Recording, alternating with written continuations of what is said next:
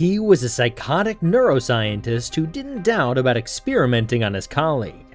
But after accidentally experimenting on himself, he would plunge headfirst into a mission to exterminate all humans. A descent that would take him to the eerie depths of a dark, ghostly chasm. Today, I will dig into the story of the Rat King from the 2012 series. This version of the Rat King was played by Jeffrey Combs, who in the past played two characters with similar traits to the Rat King: Scarecrow from the New Batman Adventures and Dr. Herbert West from the Reanimator film series.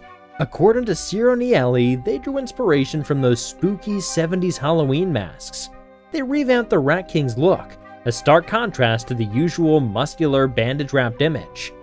Ironically, this version ended up resembling the Leatherman, a mysterious figure who influenced the original Rat King.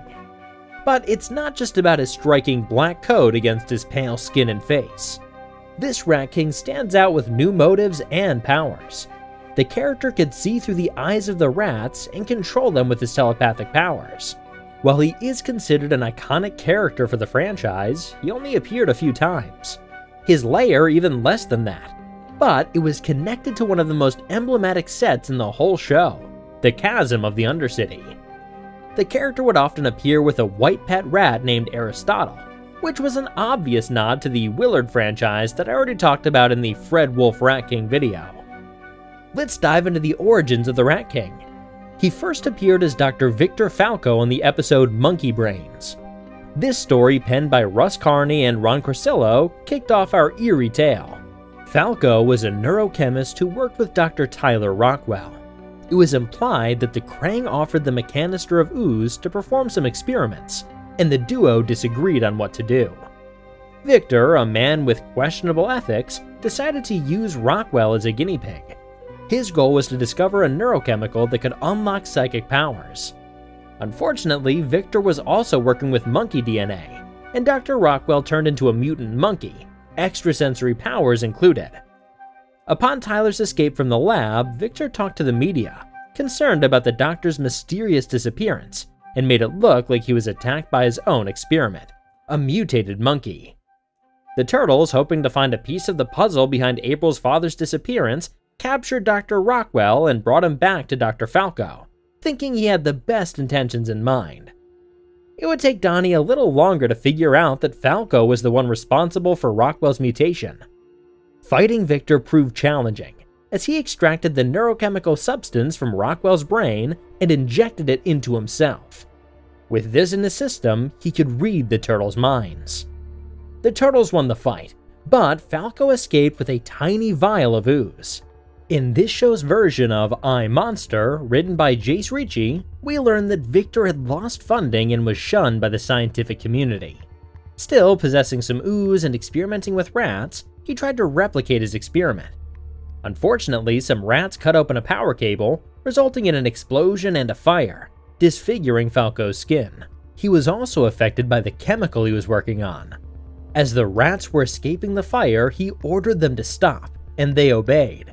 This made him realize he now had a special connection with the rats. Now blind, this Rat King could see through the eyes of the rats. This also made him experience reality in the same way that rats did. With this new point of view, he realized that the city was infested by 8 million parasites, spreading diseases and forcing rats to live in the shadows. Humans had to be eliminated for the rats to reclaim the city. And yes, this means that this version of the Rat King also considered himself a rat, but without forgetting that he used to be a human. The Rat King unleashed his revenge upon humans by flooding the city with rats. Unfortunately, he still needed to figure out a way to get rid of the Turtles. And that was when he sensed the existence of Splinter, someone who, like him, used to be a human and was now a rat. A great warrior who could also be their protector. He distracted the Turtles by putting April in danger, forcing them to leave the lair so he could focus on Splinter's mind. The Rat King tried to convince Splinter that he had no place with humanity anymore. As much as he tried to resist the mind control, Splinter finally fell prey to the Rat King and fought against his sons. But the Turtles would remind him of humanity and help him break the Rat King's control. Once again, the Rat King was defeated, but was rescued by his loyal subjects. In the pages of the new animated adventures, which were initially set in the same universe, Dr. Rockwell tried to eliminate the Rat King's mind control powers over the rats. To do this, he created a headband that he could power with his mental powers. Unfortunately for him, the Rat King used the same headband to amplify his powers and created a giant version of himself made of rats.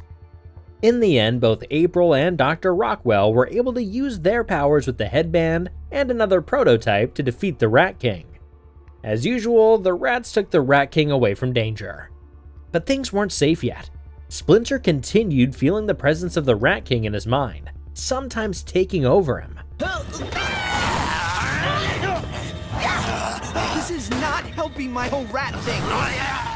The Rat King engineered some giant rats with some mutagenic growth serum and used them to invade the streets of New York, kidnapping several humans, including Irma and Casey Jones.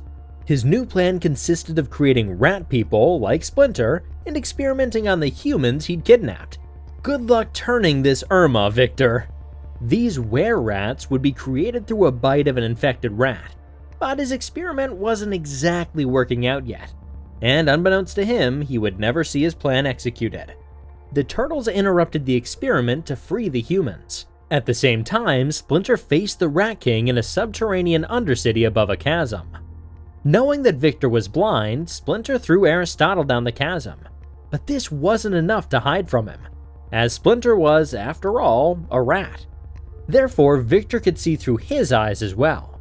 After learning this, Splinter bandaged his eyes, and using his ninja skills, he made the Rat King fall into the dark chasm.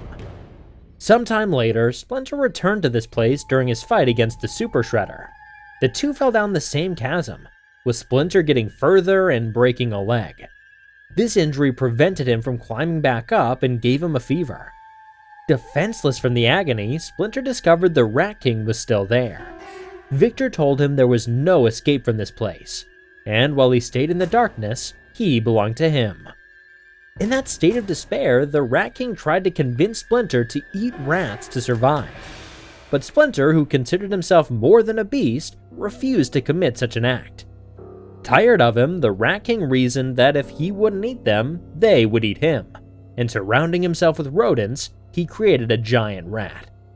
Upon Splinter's resistance, the Rat King warned him that he would never be able to get rid of him. He would always stay in a part of his mind as a teacher and a master. But Splinter's resolve and memories of his loved ones helped him resist, reinforcing his humanity amidst the darkness. Master Splinter rolled down further and then was shocked to find the remains of the Rat King, who had been long dead since their last combat. Splinter realized it was all part of a feverish dream, and then his sons rescued him. This last appearance of the Rat King is technically not canon. Or is it? That line from Victor about always lingering in the back of Splinter's mind gets you thinking. Could he have spread his consciousness among his rat followers? But for our peace of mind, let's stick to the simple explanation. He was just a hallucination. In this tale, the Rat King symbolized death, and Splinter's struggle to retain his humanity was like fighting to stay alive. But honestly, I don't feel like Splinter gained much from this ordeal. I might be missing some pieces of the puzzle here, but given Splinter was nearing his end, this could have been a perfect moment to gear him up for his final showdown. But that doesn't really puzzle me as much as the rat-eating part. This was taken directly from the source material, where it made more sense.